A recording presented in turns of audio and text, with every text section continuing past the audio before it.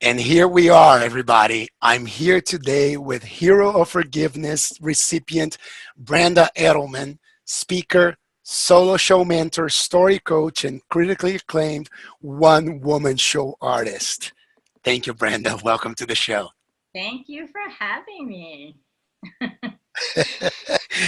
Really appreciate it. I met Brenda not too long ago. We were at the same conference in Phoenix a couple of months ago. And I think the work that you do is incredible. Been following you and your posts on Facebook, and I don't want to talk about it. I want to hear from the horse's mouth. Please talk about the stuff you do and the transformation that you bring to your clients. All right. The many things that I do. Well, it all started with a one-person show, actually. It started with, living through something that was big and dramatic. And as an actress at the time, I put it on stage, not ever expecting to do it in public. I just thought, I just have to speak my truth. I have to get this out of me. I can't keep hiding. And I had such an amazing reaction from the people in class. It was a 100-person class, and people started sharing with me their secrets and how it helped them, and the director wanted to work with me and things like that. So I started with that. And then as I started doing the show, and people would laugh and people would cry, and I would go home and be absolutely miserable. And I was like, well, this doesn't work. And so I went back, got a master's degree in spiritual psychology, not anticipating that I'd be coaching or mentoring people or teaching about this. I was really wanting to heal myself. And then I was doing my show at a church, Unity Church in Sedona, and the minister knew me, and he's like, you should teach on the message of your show, which is the power of forgiveness. And I was like, okay.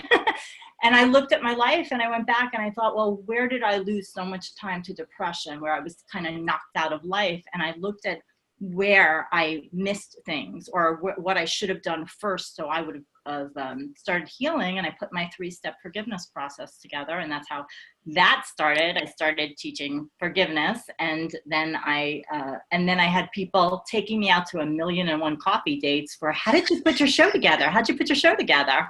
And so I was like, well, let me put this process down and take everything that I've learned. And then I had people who were actors, but entrepreneurs that were like, but I have talent. I want to share what I can do, and how can I put this together? And that's how the storytelling came about, helping people tell their stories. See, wrapped up. Well, I love it because it's similar in that way. Like I'm a former, entertainer in the entertainment industry forever. I think you know a little bit about my story. And it was the same thing when I wasn't excited about that life anymore, and I wanted to work with different kind of people. It's like, what is translatable still in all areas, right? And for me, it was storytelling, Yeah. and the strategy of bringing your story to life in a way that works for your lifestyle, for your business, for your brand, and Yeah. whatever else you got. Yeah. But yours is such a thing that you have to only live through it to know and understand. Yeah. So we spoke about it before, but I want to hear it here. That moment of disruption, life was going a different way for you. Yes, life was going a different way. Let me use a metaphor from acting. It was like I was a background player in my life, and I was, going to acting class, but not going after my career. I was kind of caught in between being the caretaker in my family, the emotional caretaker. Really loved my parents so much. I did move away from New York to California, but then in 1995, so it's a while ago, my father, who I adored, I was definitely daddy's little girl, even though I was an adult, shot and killed my mother, who was my best friend, quirky, amazing. And then within a month, he moved in with my aunt, my mother's sister, and they got married before he went to prison for just a couple of years. So that's the big story that disrupted everything. So first time I heard this, it's not so much that I was speechless that happened, because I know that happens. I was speechless by the kind of power that you exude when telling that story, and what you found about yourself, and what you found healing, and how you were able to translate that. So I Right. know it's a while ago, but another thing that I'm sure you hear from your clients, we're all crippled in some way about something sometimes way smaller than you. But since we can only live through these couple of eyes that we have, Yeah. we use that as an excuse a lot of times, right? We use Oh. that as a crutch and as an excuse, like, well, I couldn't possibly be as Mhm. great as you are because my parents were alcoholics, or Right. I'm an amputee, or XYZ. Right. Right. So give a little more insight, like how long did it take you on that journey when that happened, when that crash Mhm. and burn and losing your best friend, as you called it, Mhm. right? Mhm. How Yeah. long did it take you to be here now as this powerful person, this powerful woman, and what got you out of it? Yes, there were a few things. So actually telling my story was a very important part of my healing. It was not first performing it or presenting it for anyone else. It was the first step was getting it out of my head, like everything I had lived through, wanting to be in the past, wishing I could change things, wanting to kill my father, wanting to kill myself. Like all those thoughts were in my head. And what I did is during my sleepless nights, I would start journaling. And I would start journaling instead of getting it. I had to get it out of my head. It's so important. And when I did, I would read what I wrote in the morning. A lot of poetry came out, and I'd be like, who the hell is that? Because they were angry. It was filled with rage. It was sexual. It was the shadow side of me that I was denying because I defined myself as a good girl. I grew up as daddy's little girl. And so I was so trying not to be a victim that I was completely a victim in my life. But in the writing, the truth came out. And so actually the first presentation I did on stage in my acting class was a poem I wrote where I was confronting my father with a gun in my head and wanting to get the truth. And I wrote it into a 3-person scene with my father, me, and my brother. And so then that was the next step of me healing. See, I thought I was going to be so judged. I was terrified, but my inner guidance was like, get this out. And then the next step was, I do remember this. I really lived a lot in the past and really wanted me to take my life. I felt like I'll be with my mom if I take my life. And I had a friend, we were going out for food after acting class, and I didn't even know I was saying that, because when people are in pain, they don't even know what they're expressing. And he said, if you take your own life, you won't be with your mother. And that, him saying that to me, it was like it knocked me out of my own way. And all of a sudden I was like, what would my mother want for me? And it was like she would want me to thrive, not just survive.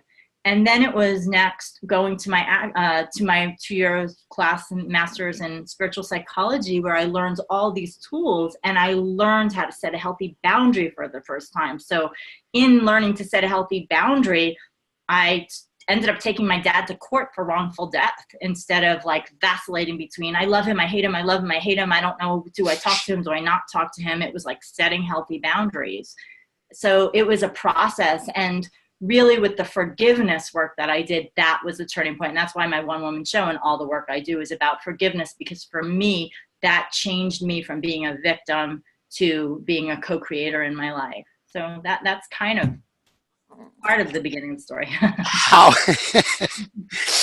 you actually got I'm not invulnerable to that little piece with your friend. That, I mean, it touched my heart. Sometimes we need our voice of reason to be projected somewhere else and come back to us, right? And that's the gift Right. sometimes.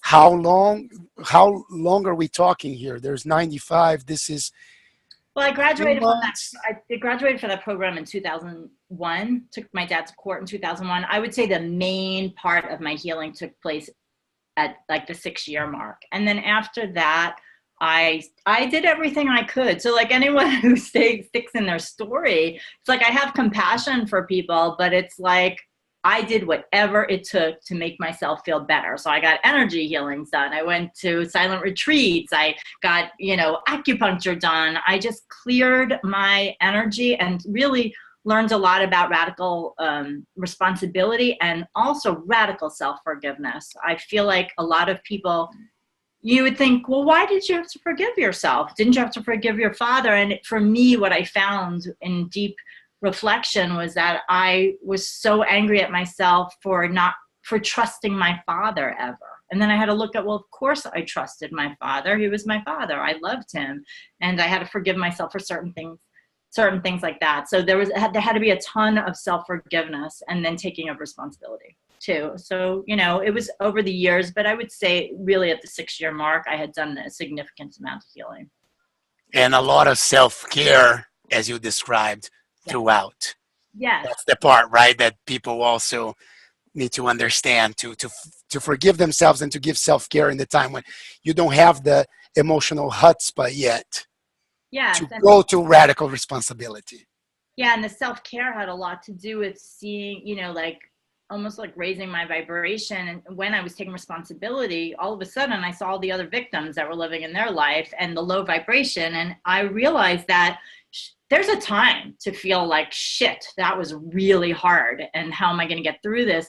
But if we stay in that, it's just disempowered. So that's what I teach my clients. It's like, you can stay there for like a little bit of time, but then you want to get out because you're going to be disempowered and you're going to attract other people in your life that also aren't so loving. I love it so much because and I think that's what's unique about you, that your clients must love you for it. In this entrepreneurial space, we just hear about the strategies and the tactics of the business. Yeah. And then there's always 10 people in the same class, 2 excel and the other 8 don't. Why do the other 8 don't? And in my opinion, a lot of times it's because they have all these emotional hooks with the past, all these excuses that are built in, that they've agreed that they're good enough, right, to excuse themselves from the race. Right. And then they never get it. And it's really just mindset and what's going on inside the inner battle that we need to win first. Oh, I agree. It's that self-sabotage. It's like, depending on how you were brought up, it's like we come into, and what happens in the world, we already have all this stuff underneath that stops us from making the call or standing up and being true to ourselves because we're afraid of what someone else is going to think. And it's like, we're adults now. How do you, so many people just like, they didn't learn what a healthy boundary was, or how do you really care for yourself first, but not in a selfish way, but in a way that you inspire other people. And I think what happens with my story, why I love doing my one-woman show in addition to teaching workshops, is that when people come to the show first, all of a sudden, all those excuses go away because they're like, oh, well, if she could forgive her father for killing her mother and marrying her aunt, well, maybe I should forgive my ex-husband. Because because there I am on stage talking about it and expressing myself and have love in my life. It's like, oh, maybe there is something to this. And of course, with the forgiveness, it's never about condoning. It's just, not poisoning yourself with the thoughts about, how you have to get revenge on someone else. 100%. And there's, again, like, please listen to this woman, people, and look her up. I'm going to leave everything there after. Because one piece that I give a lot of filmmakers, creatives, and entrepreneurs come to me for strategy. Mm-hmm. And when I see that we start hitting a roadblock, mm-hmm. I give like, listen, do you trust me? I'm going to give you one exercise. You need to do it before our next session. Otherwise, there's no next session. And I'm going to donate whatever you pay for me to LA Kitchen, which is on my site, which is what I do. I don't give money back. So you decide. And here's the exercise. You're going to write a letter to that person that you feel wronged you. You're going to say everything there is to say about how you feel. Don't excuse them, because a lot of times it's a parent figure. A lot of times it's mom and daddy. We're already validating by excusing them, right? When we're telling other people, we don't want other people to feel different about mom and daddy. It's like, oh, but they had a reason. They were an alcoholic, PTSD, and this, that, or the other. It's like, no, you're going to say everything. And then at the very end, you're going to say, but I forgive you. Yeah. And I'll bet you that one line is going to be the most difficult one for you to write, but only write it when it's true for you. I just have to add something. So that is what was the missing piece in my healing. And that's why not that exact exercise, but it is the expression of that anger. Actually allowing yourself to dive into being the victim fully is in the first step in my 3-step forgiveness process, because that was what kept me depressed, because I was holding down and giving excuses and saying, well, I should forgive. And so I have this exercise where it's just, getting out the anger and, So it's so important. And exactly what you said too, like, don't say, I forgive you until you're ready. And so then Yeah. I'm teaching other kind of things. That's so powerful. And that's why I'm saying find you, because you're a master of forgiveness, because that one exercise is the only exercise that I give within that. It changes every single client. They Yes. come back next week and they're ready to go. They're ready. They're unhinged and unshackled. Yes, because they've let it out. Because we think forgiveness is something, oh, I'm letting them off the hook Oh, when I forgive. I want to. I mean, I have fully embraced, like, I want to shoot my father, and Right? I have that on stage. But it's a feeling. What happens is you know, if you're not conscious or you haven't been taught this, you get guilty, and then you feel like, oh shit, and then you feel like a bad person, and then you're beating yourself up about that instead of like addressing what's really, at hand. So And yeah, forgiveness is for you, right? It's really forgiveness. for you. Oh, for us. When I forgave my father, and I can say I truly, absolutely forgave him. So it was the 6 years. And then the following year, after I graduated in a master's in spiritual psychology, I was doing a foundations class at Agape in LA. And Yeah. there was an exercise, the final project or something, and this poem came out. Oh, this is really what happened to get, the Mm. cherry on the top was that there was an exercise and a poem came through. And in that poem, I realized that my father and I were one. And that if I was so angry at him, then I was really angry at myself. And I knew my heart was closed down. And so in that oneness, I was divinely guided to create a ceremony of release, which is something I act out in the show, where I took my dad's hat and I went to the top of a mountain. And I recited the poem and I said I forgave him, and I threw his hat over the mountainside. And that was beautiful because it was sacred ceremony, which oftentimes when people are abandoned, or let's say divorced even, or someone leaves or dies, sometimes you don't have closure.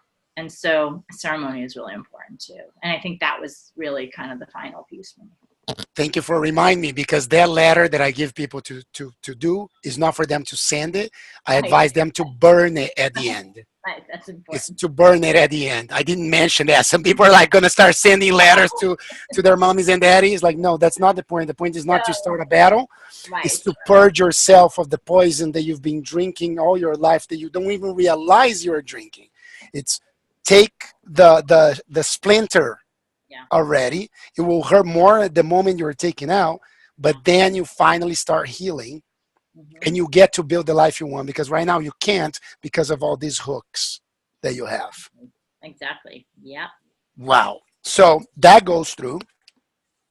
Then you mentioned briefly, but then how do you go from full-time actor performer to bringing this gift that you now give to your clients in this new stage of your career and business?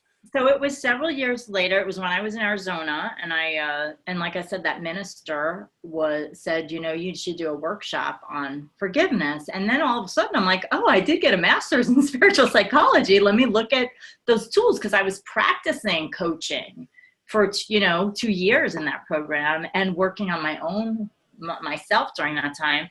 And so I did the workshop. But then what happened was I started doing these forgiveness workshops after performances, and I would tour with my show a bit. And then people would be there and they'd be like, well, do you do coaching? And so I was literally like following the line of guidance and saying yes, even when I was scared, or was like, oh, how's this going to work? And then my clients were just having so much healing and surrender. So that's how that became a business. And yeah, so it was just kind of following my inner guidance and saying, okay, this wasn't what I thought I was going to be doing. But it's almost like, the thing is, I see the results that people get, even with my show. Like, there's been times where I'm like, well, okay, I feel complete with my show, and then I'll do it and people are sobbing and people are remembering things and all of a sudden healing, and I'm like, well, now it feels like a gift. Yeah. Yeah, because it's not about you anymore, right? I'm sure like you've gone through it, but now you got to do your show for everybody that needs to go through it for the first time. Yes, and actually I had a breakthrough with that. So until it was 2007, I've been doing the show. It's like the gift that keeps on giving. I actually set an intention to learn something new about my family or myself every time I do the show. But my brother invited me to do my show. He was running a really big Jewish theater festival and conference in Vienna, Austria at the time. Backstory is that my brother and I didn't speak for 6 years. Like, it really was like I lost my entire family in that one night because we had different fathers. It was my father who killed our mother. He could see it, and I was in denial at first. So I used every skill I learned to forgive my dad. I applied it to my brother so that we could do that court case together. We reconciled, but then, a couple of years later, he invited me to do my one-woman show at his theater in Vienna, Austria, a really big conference, and because he had heard about the show. And so there he was in the audience with his wife and my nephew, and then we did the Q&A together on stage. And it was this moment of life and art coming together that was so healing. And it has been since that time that I no longer have a need to do my show. It does feel like a gift to other people. Like, there was this divine closure in that moment. Well, I'm sure we all appreciated that you're still doing your show, though, because, and I'm sure, I mean, and I don't mean to be crass at all about the stuff you do, but it gives you opportunities to then promote all the other stuff that you do around forgiveness by doing your show, right? Yeah, it's a way for people to understand what's possible and to activate people. And then it's a way for me to say, and I can help you one-on-one, or I can help you in one of my programs. Like, there's a way to have continuity and go deeper with this. Yeah. And what is the piece that you would say, because like me, you're a huge believer in story, right? Yeah. What is the piece that you'd say the story gives you and gives people? And I'm asking here for the non-storyteller, right? For the person that's like, well, I'm building a business and it's about whatever, this other thing here, and I just want to automate everything, create a bunch of funnels and my membership site, and here we go. Why do I need to know about story?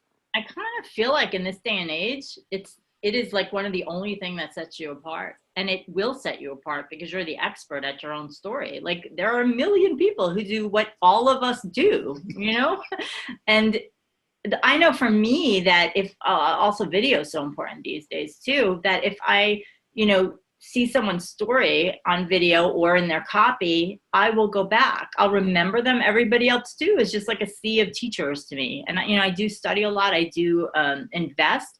And it's the story that makes me resonate. And it just feels real. And it feels like I want to know who a real person is. I want to be with a real person.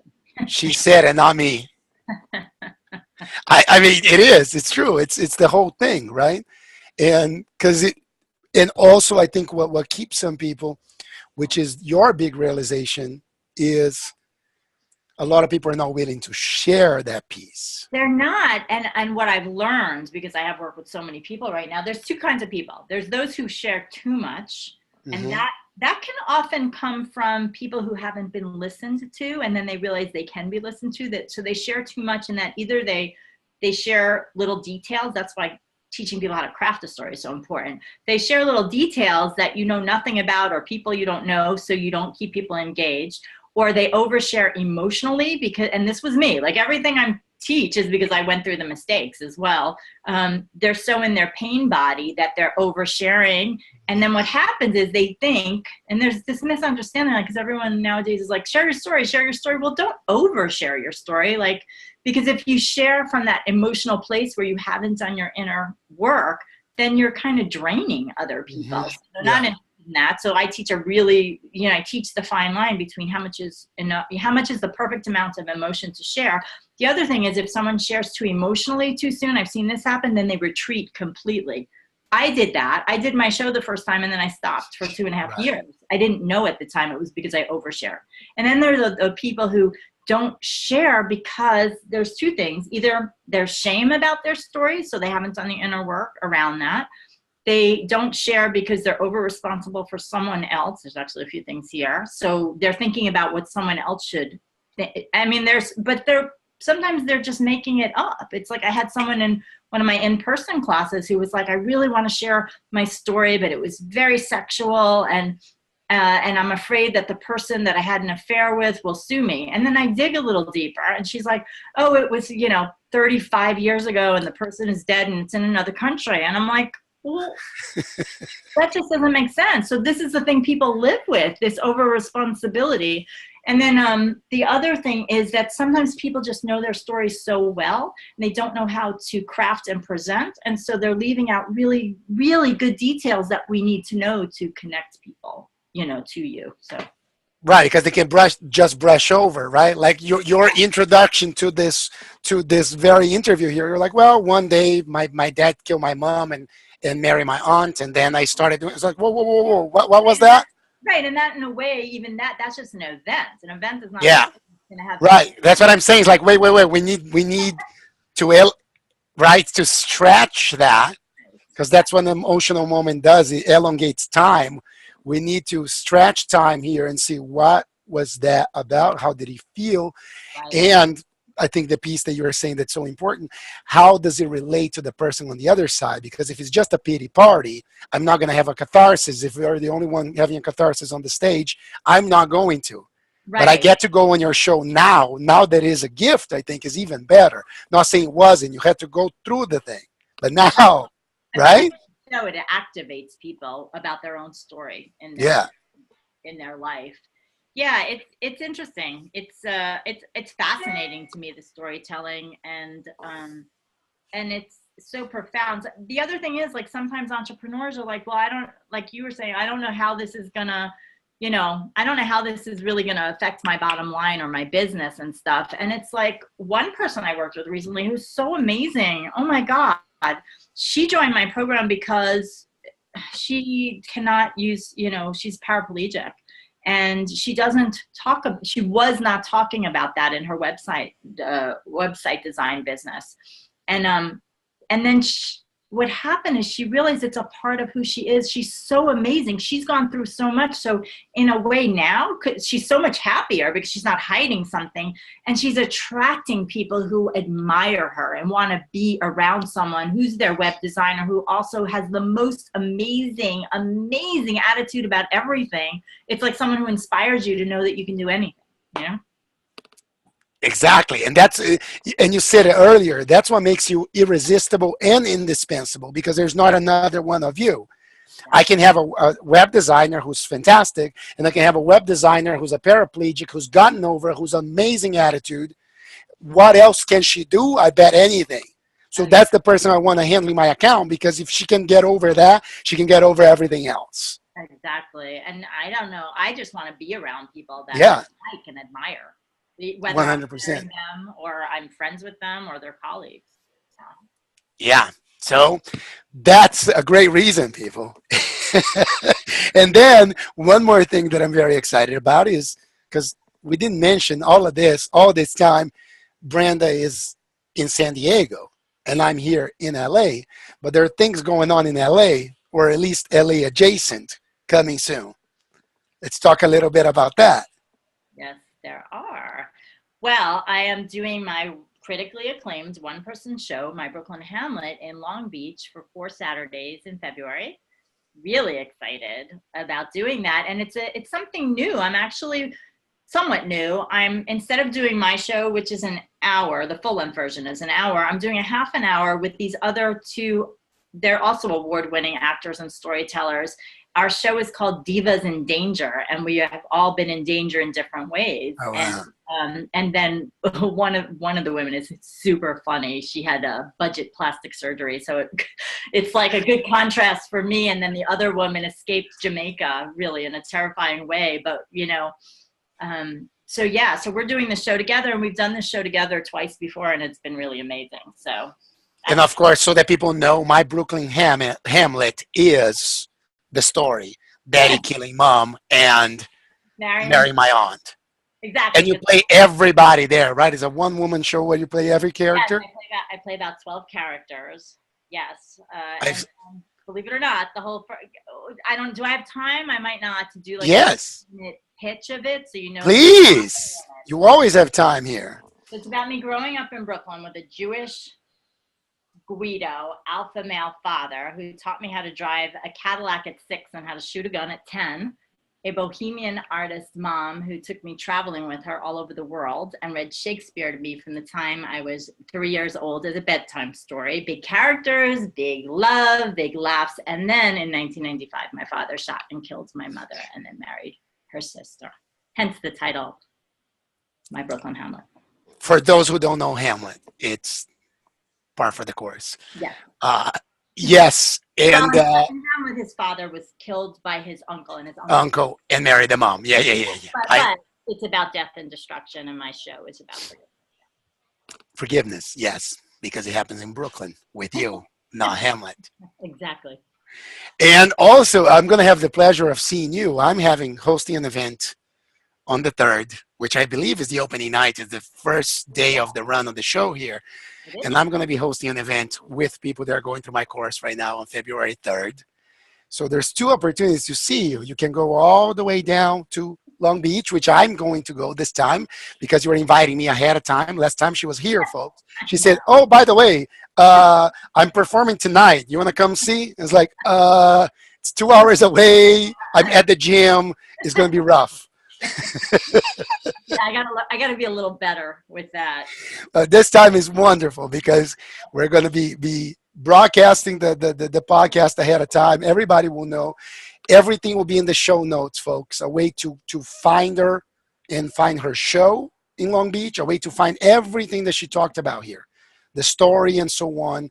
All her social media. I hope you guys all follow Brenda. And I'll be at your event. And on February 3rd, yes, I'm going to, the people that are finishing my branding course will host a live event. We're going to bring a few other guests. Amongst them, Brenda is lending some of her time, her chops, and her gifts to us.